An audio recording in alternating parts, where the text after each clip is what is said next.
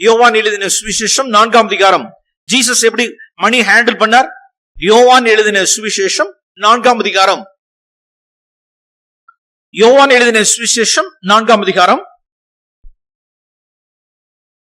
6ஆம் வசனம். இயேசு யூதேயாவிலிருந்து கலிலேயாவுக்கு போகிறார். 2ஆம் வசனத்துல யூதேயாவை விட்டு கலிலேயாவுக்கு போகிறார். போற வழி சமாரியா நாட்டினுடைய வழி. அங்க 6ஆம் வசனத்துல சீக்கார் எனப்பட்ட ஊருக்கு வந்தார். சமாரியா வழி, சீக்காருங்கிற ஊர், கிணற்று அருகே களைப்படைந்தவராய் பிரயாண நடையில் பயணத்துல போனவர் களைச்சு போய் உட்கார்றார். 7ஆம் வசனம், வண்டர்ஃபுல் வேர்ட். அவருடைய சீஷர்கள் போஜன பதார்த்தங்களை வாங்கி கொண்டு வரும்படி, கையில பணம் இருந்துச்சு. யூதாசுனுடைய பணப்பையில் என்ன இருந்துச்சு அப்படின்னா, ஆஸ்திகளால் சப்போர்ட் பண்ண பணம், கேஷ் பேக்ல கேஷ் இருக்கு. ஜீசஸ் ஜூடாஸ்ட கேட்டிருப்பார், யூதாஸ் கையில பணம் இருக்கா பாரு அப்படின்னா. ஆண்டவரே பணம் இருக்கு. ஓகே சரி, அப்ப என்ன செய்யுங்க அப்படின்னு, உங்களுக்கும் சாப்பாடு என்ன செய்யுங்க, சாப்பாடு பொட்டலத்தை நீங்க சாப்பிட்டாலும் சரி, இல்ல நீங்க சாப்பிட்டு எனக்கு வாங்கிட்டு வந்தாலும் சரி, போஜன பதார்த்தங்களை கொல்லும்படி ஊருக்குள்ளே போயிருந்தார்கள். அப்ப கையில இருந்த பணத்தை ஆண்டவர் எதுக்கு? சாப்பாடு வாங்கறதுக்கு, போஜன பதார்த்தங்களை வாங்கி கொண்டு வரும்படிக்கு காசை கொடுத்தார். யோவான் எழுதின சுவிசேஷம் 13ஆம் அதிகாரம். யோவான் எழுதின சுவிசேஷம் 13ஆம் அதிகாரம். இங்க ஒரு கொல்லும்படி. யோவான் எழுதின சுவிசேஷம் 13ஆம் அதிகாரம் 29ஆம் வசனம். யூதாஸ் பணப்பையை வைத்துக் கொண்டிருந்தபடினால் அவன் போய் பண்டிகைக்கு தேவையானவைகளை கொல்லும்படி, ஒன்னு போஜன பதார்த்தங்களை கொல்லும்படி, இன்னொன்னு பண்டிகைக்கு தேவையானவைகளை, தேவையானதுதான் ஜீசஸ் வாங்கினார்னு தேவையானது மட்டும் கொல்லும்படிக்கு, மீதி என்ன அப்படின்னா அதுவே ஆஃபரிங்ல வந்த பணம், அதுவே அவருக்கு, அவருடைய மினிஸ்ட்ரிக்காகவும் அவருக்கும் அவரோட சேர்ந்த 12 பேருக்கும் உண்டான சாப்பாட்டுக்கும் அவருடைய காரியங்களுக்காக கொடுக்கப்பட்ட அந்த பணத்துல அவர் யார் மேல நினைவாக இருக்கிறார் என்றால், தரித்திரருக்கு ஏதாயிலும் கொடுக்கும்படிக்காவது. என்னையே இன்னொருத்தவங்க சப்போர்ட் பண்ணிட்டு இருக்காங்க, நான் போய் தரித்திர நினைக்கிறதா? No no no no. தன்னுடைய இல்லாமையிலும் பிறர் கொடுத்து சப்போர்ட் பண்ற பணத்திலும் அவர் யார் மேல் நினைவாக இருந்தார் என்றால், தரித்திரர் மேல் நினைவாக இருந்தார். சீஷர்கள் நினைச்சிருந்திருப்பாங்க, நல்ல ட்ரைனிங், அந்த 3.5 வருஷ ட்ரைனிங், சரி ட்ரைனிங் நல்லா. சில சமயம் கையில பணம் இருந்துச்சு, சாப்பாடு வாங்குறதுக்கு கையில பணம் இருந்துச்சு. சில சமயம் சாப்பாடு வாங்குறது கையில பணம் இல்ல. சில சமயங்கள் சாப்பாடு வாங்குறது கையில பணம் இல்ல. ஒரு இடத்துல பாருங்க, பக்கத்தை பரட்ட வேண்டாம், மத்தேயு எழுதின சுவிசேஷம் 12ஆம் அதிகாரம், நீங்க திருப்ப வேண்டாம். ஆண்டவர் பயிர் வழியே போனார். வரப்பு பயிர் வழியே போகும்பொழுது சீஷர்களுக்கு பசி உண்டாயிற்று. என்ன செஞ்சாங்க? கதிரை கொய்து கையில தேய்ச்சி சாப்பிட்டாங்க. கரெக்டான 12 அப்போஸ்தலர்கள். ஒரு முறை இயேசுவுக்கே பசி, தூரத்துல இருந்து ஒரு மரத்தை பார்த்து, இது கனி, இதுல ஏதாவது அகப்படும், கனி மாதிரி தெரியுதேன்னு போய் பார்த்தா அது கனி இல்ல, இலை. அவருக்கு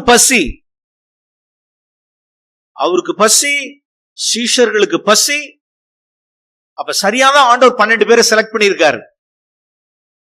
தான் கையில இருக்கு, தான் கையில ஆஸ்திகளால் கொண்டு வந்து கொடுத்தாங்கிறதுக்காக அவர் சௌரியத்துக்கெல்லாம் செலவு பண்ணல. தேவையானவைகளை வாங்கவும், பசிச்சா சாப்பிடவும், கையில காசு பணம் இருந்த போஜன பதார்த்தங்களை வாங்கி கொண்டு வரும் பிடிக்கும், பண்டிகைகளை கொள்ளும் பிடிக்கும். அதிலேயே தான் தரித்திரரை அவர் என்ன செய்ய பிடிக்கும், அவர் நினைத்துக் கொள்ளும் பிடிக்கும். அவர் பணத்தை ஹேண்டில் பண்ணார். சில சமயங்கள்ல சேர்த்து வைத்திருந்த அந்த 12 கூடை, சேர்த்து வைத்திருந்த அந்த 7 கூடை தான அந்த துணிக்கைகளினால் தங்களுடைய வயிற்றை பசி ஆற்றினார். நம்ம பிள்ளைகளுக்கு எல்லாம் என்னன்னு பசின்னு என்னன்னு தெரிய மாட்டேங்குது. பசி என்னன்னு தெரியல. சகோதர சகோதரிகளுக்கு சில பேருக்கு பசின்னா என்னன்னு தெரியல. பிள்ளைகளுக்கு பசின்னா என்னன்னு தெரியல. நல்ல ட்ரைனிங் கொடுத்தார். துணிக்கைகளினாலேயே 12 கூடை 7 கூடையினுடைய துணிக்கைகளினாலே எவ்வளவு காலம் ஓடுச்சுன்னு தெரியல. இப்படிப்பட்டவர்களுக்கு தான் மத்தேயு எழுதின சுவிசேஷம் 17ஆம் அதிகாரம் தேவன் தங்களுடைய வாழ்க்கையில அற்புதத்தை நிகழ்த்த முடியும். மத்தேயு எழுதின சுவிசேஷம் 17ஆம் அதிகாரம். God is a God of provision. Jehovah Zaira, Jehovah ஈரே, பார்த்து கொள்ளுகிற தேவன். எப்ப தேவன் பொறுப்பெடுத்துக் கொள்வார், எப்ப நம்மளுடைய வாழ்க்கையில அற்புத அடையாளம் செய்வார் என்றால், இங்க வாசிக்கிறோம் 24ஆம் வசனம், 24ஆம் வசனம், மத்தேயு 24 17 24. கப்பர்நகூமில் வந்தபொழுது வரிப்பணம் வாங்குகிறவர்கள் பேதுருவிடத்தில் வந்து, உங்கள் போதகர் வரிப்பணம் செலுத்துகிறது இல்லையா என்று கேட்டார்கள். செலுத்துகிறார் என்றார். இது அவசியமே கிடையாது, வரிப்பணம் செலுத்த வேண்டிய அவசியம் கிடையாது. ஆனால் அவசரமா ஆண்டவர்கிட்ட கன்சல்ட் பண்ணாதபடிக்கு, இயேசுவின் இடத்தில் ஆலோசனை கேட்காதபடிக்கு இவரா ஒரு காரியத்தை சொல்லிட்டு வந்துட்டார் பேதுரு. 25ஆம் வசனம். வீட்டிற்குள் வந்த பொழுது கடுப்படிக்கல, எரிச்சல் அடையில, கையில பணம் இல்லாத நேரத்துல வந்து நீ பாட்டு வரி கட்டுறன்னு சொல்லிட்டு வந்துட்டிய. ஜீசஸ் பாருங்களேன், யார கேட்ட மேன், நீ யார கேட்டுட்டு பணம் கட்ட வரி செலுத்துறான்னு எதை வச்சு சொன்ன? நான் பொதுவா வரி கட்டுறதை வச்சுட்டு சொன்னியா? இப்ப இதுக்கு பணம், இதுக்கு நம்ம வரி கட்டணும் அவசியம் உனக்கு தெரியுமா? உனக்கு கையில பணம் இல்லைன்னு தெரியுமா? நமக்கு யார் கேட்டு நீ சொன்ன நீ அப்படின்னு ஒரே டென்ஷன் ஆகல. ஜீசஸ் டென்ஷன் ஆகல. பேதுருனுடைய முந்திரி கொட்டத்தனம், பேதுருனுடைய மதீனத்தினால கையில பணம் இல்லாத சமயத்துல வரி கட்டுறன்னு எப்படி நீ சொல்லிட்டு வந்தேன்னு சொல்லிட்டு டென்ஷன் அடையில, எரிச்சல் அடையில. அவர் சொல்லிட்டு வீட்டுக்குள்ள வர்றதுக்குள்ளாரே அவர் தெரிஞ்சு போச்சு. ரைட்டு, எப்பொழுதும் வாய் விடுற மாதிரி வாய் விட்டுட்டு வந்துட்டாரு. இப்ப கையில பணம் இல்ல, ஆண்டவரே நான் டென்ஷன் அடையக்கூடாது, இப்ப நான் கோவப்படக்கூடாது. Father, what should I do now? நான் இப்ப என்ன செய்ய? நான் பாவம் செய்யக்கூடாது. இப்ப அவர்களுக்கு நான் இடரலாவும் இருக்கக்கூடாது, பேதுருவிடத்துல நான் கோவப்படவும் கூடாது. நான் என்ன செய்ய? ஒரு அற்புதத்தை செஞ்சிருங்க எனக்கு. நான் இப்ப வரி கட்டணும். இடர் இல்லாதபடிக்கு நான் வரி கட்டுறதுக்கு கையில பணம் இல்லாத சூழல ஆண்டவரேங்கிறப்ப யாருக்கு தேவன் அற்புதத்தை செய்வார்? மணி மேட்டர்ஸ்ல யாருக்கு தேவன் அற்புதத்தை நிகழ்த்த முடியும்? எப்ப மீன் வாயில ஒரு காசை தேவன் வச்சிருக்க முடியும்? அதை எப்படி கண்டுபிடிக்க முடியும்? அதை எப்படி தேவன் உணர்த்துவார் என்றால், நம்பர் 1, ஒரு காரியத்தை கற்றுக்கொள்வோம். 1, வரும் ஆஸ்தி நிறைய வரும் பொழுது தாட்பூட்டுன்னு செலவு செய்யாமல் சிக்கனமாய் செலவு செய்யணும். ஒன்றும் சேதப்படாதபடிக்கு சேர்த்து வைத்து 12 கூடையிலே நம் குடும்பம் பண்ணுவோம். அப்ப சேதப்படுத்துகிறவர்கள் பணத்தை வாரி இறைக்கிறதும், சேதப்படுத்துகிறவர்களுக்கெல்லாம் மீன் வாயை எதிர்பார்க்க வேண்டாம். அவர்களுக்கெல்லாம் மீன் வாயெல்லாம் கிடையாது, அவர்களுக்கெல்லாம் எதிர்பார்க்க முடியாது, அற்புதம் நடக்காது. மீண்டும் சொல்லுகிறேன், அதிகமாய் வரும் பொழுது வாரி இறைக்கிறவர்களும் தங்களுக்காகவே வைத்திருக்கிறவர்களும் தரித்திரரை நினைக்காமலும் தேவையானவைகளை மட்டும் செலவு செய்யாமல், என்னென்ன ஜீசஸ் கற்றுக்கொள்ள வேண்டியதா இருக்கு. தரித்திரரை நினைக்கிறவர்கள், தேவையானவைகளை செலவு செய்கிறவர்கள், பணம் நிறைய வரும்பொழுது வாரி இறைக்காதவர்கள், ஒன்று சேதப்படாதபடிக்கு அதுல ஜாக்கிரதையா இருக்கிறவர்கள், இவருடைய வாழ்க்கையில ஒரு நெருக்கடி வரும் பொழுது ஆண்டவரே அப்படிங்கும் பொழுது தேவன் ஒரு மீன் வாய் வைப்பார். ஆமென். மற்றவர்களுக்கு எல்லாம் கிடையாது. ஒரு மீன் வாயில தேவன் ஒண்ணு வச்சிருப்பார். ஒரு ப்ரொவிஷன் அங்க இருக்கும். It's a God of provision. Jehovah ஈரே, தேவன் பொறுப்பெடுத்துக் கொள்வார். ஓகே, போய் பேதுரு அனுப்பிச்சுடு, தூண்டில் போடு, அவருடைய வாயில ஒண்ணு இருக்கும், வரி பணத்தை கட்டுங்க. That is miracle. That is miracle. அப்பதான் அற்புதம் நடக்கும். சோ இப்படிதான் நாம் ஜீசஸ் இருந்து நாம் சில விஷயங்கள் நாம் கற்றுக்கொள்ளணும். சோ இயேசுவை, தம்முடைய குமாரனை அவர் எப்படி நேசித்து அவர் பராமரித்தாரோ, போஷித்தாரோ, பாதுகாத்தாரோ, அப்படியே கர்த்தர் நிச்சயமாய் அவர் நடந்தபடி நாம் நடப்போமானால் நிச்சயமா நாம் யாதொன்றை குறித்து நாம் என்ன செய்ய வேண்டியதில்லை, நாம் கவலைப்பட வேண்டியதில்லை. நாம் மீண்டுமாயும் மத்தேயு எழுதின சுவிசேஷம் 6ஆம் அதிகாரத்துக்கு திரும்புவோம். மத்தேயு எழுதின சுவிசேஷம் 6ஆம் அதிகாரம். மத்தேயு எழுதின சுவிசேஷம் 6ஆம் அதிகாரம்.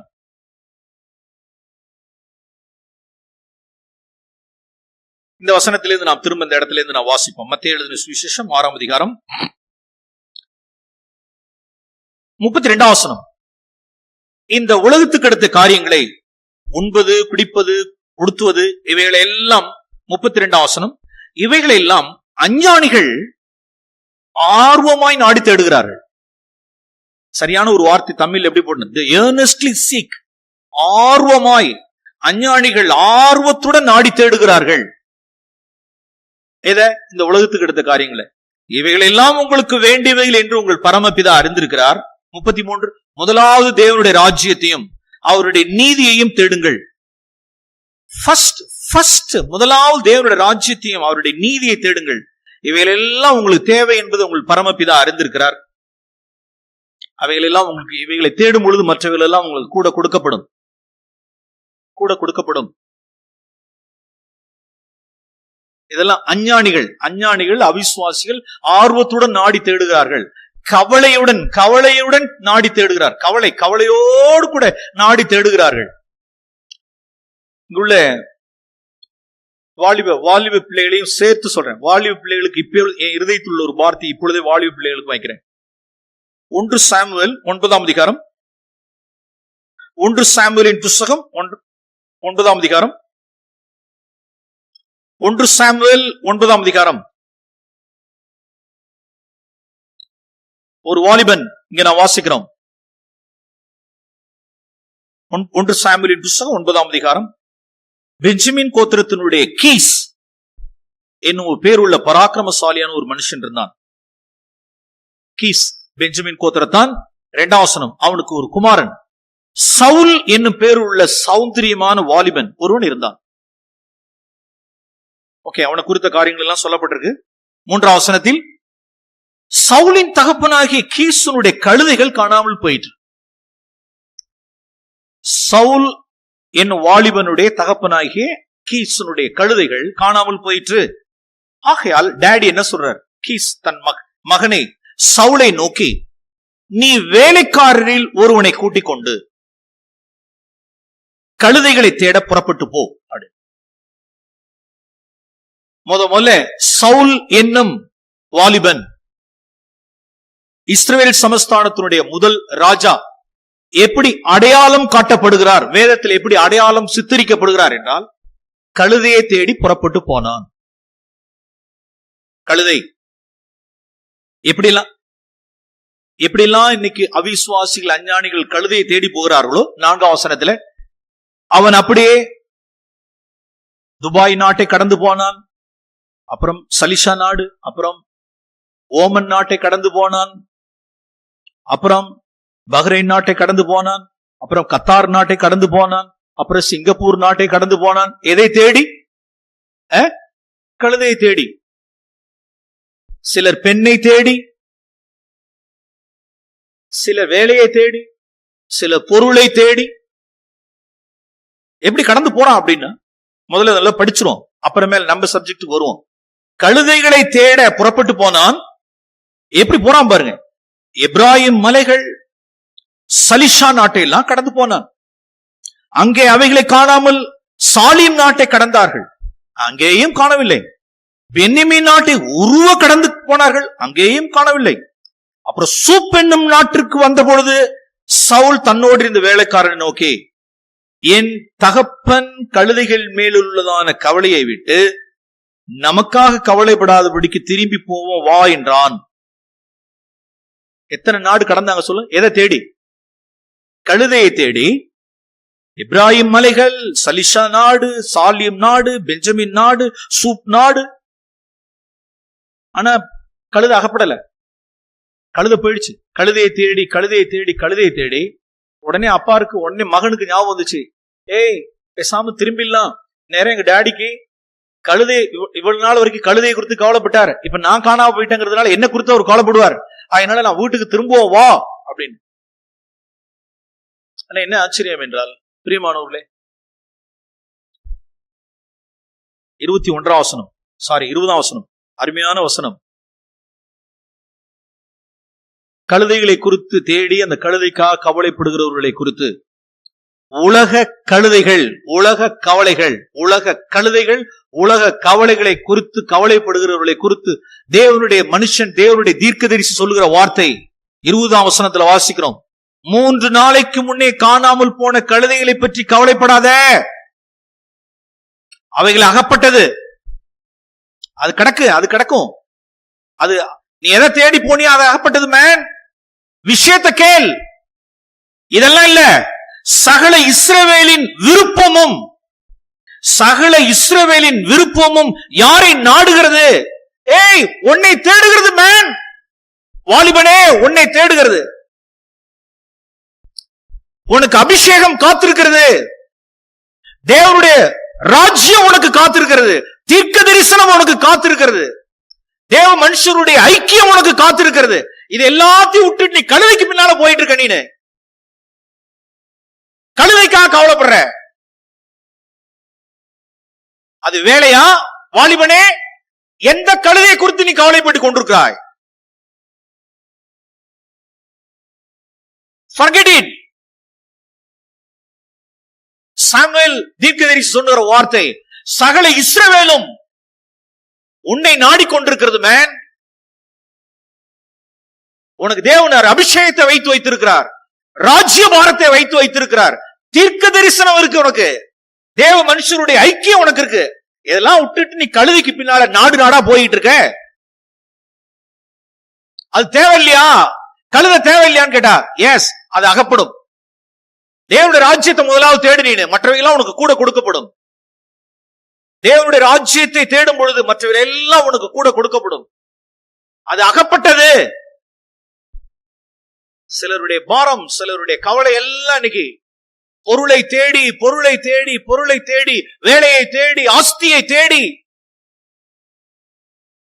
பாய் friend, girl friend, love affair நாடி நாடி நாடி நாடி, இது அது அது மாறி மாறி மாறி மாறி, இதை கடந்து அதை கடந்து அதை கடந்து அதை கடந்து கவலை, லௌகீக கவலை, உலக கவலை, பெருந்திண்டி. வேதம் சொல்லுது, நோ, கவலைப்படாத.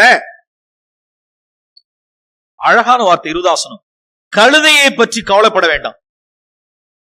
உன்னை தேவன், இஸ்ரவேல் அதனுடைய விருப்பம், தேவனுடைய விருப்பம், சகல இஸ்ரவேலின் விருப்பம், திருச்சபையினுடைய விருப்பம், சகல திருச்சபையினுடைய விருப்பம். அருமையான வாலிபனே, வாலிப சகோதரியே, உன்னுடைய பெற்றோருடைய அபேட்சை, உன்னுடைய திருச்சபை மூப்பருடைய அபேட்சை, விருப்பம் என்னவென்றால் நீ எழும்பணும்,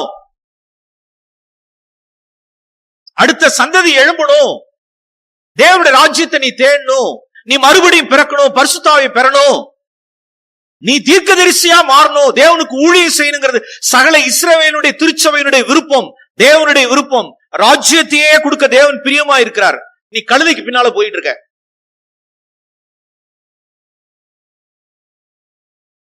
வேண்டாம், அந்த வாழ்க்கை தேவனுக்கு வைத்த வாழ்க்கை அல்ல. தேவனுடைய ராஜ்யத்தையும் அவருடைய நீதியும் முதலாவது தேடுவோம். அப்படி அதை தேடுகிற பொழுது பின்னால அந்த மனுஷன் கரெக்டா சவுல் என்ன செஞ்சிட்டார் அப்படின்னா அப்படியே கீழ்ப்படுத்திட்டார். ஓகே, சாமுவேல் தீர்க்கதரிசனுடைய வார்த்தைக்கு அப்படியே கீழ்ப்படிஞ்சிட்டான்.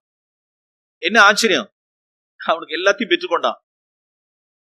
சாமுவேல் தீர்க்கதரிசனுடைய அவனோடு கூட சேர்ந்த ஐக்கியம், போஜனம், அபிஷேகம், தீர்க்க தரிசனம், ராஜ்யபாரம், தேவனுடைய ராஜ்யத்தை விசாரித்தது, தேவனுடைய ஜனங்களை விசாரித்தது. So wonderful life. தேவன் ஆயத்தப்படுத்தி வைத்திருக்கிற ஒரு வாழ்க்கை, தேவனுடைய ராஜ்யத்தை. அருமையான வாலிப பிள்ளைகள், அடுத்த தலைமுறைகள் இதுல போய் சிக்கொண்டு எண்ணத்தை உண்போம், எண்ணத்தை குடிப்போம், எண்ணத்தை உடுத்துவோம் என்று சொல்லி இம்மைக்காக நாம் கவலைப்பட்டு, இம்மைக்காகவே கழுதைகளுக்காக நாம் கவலைப்பட்டு, அந்த கழுதைகளையே தேடி தேடி தேடி நாம் போய் கொண்டிருப்பதை விட்டு நாம் தேவனுடைய ராஜ்யத்துக்கு நாம் திரும்புவோம்.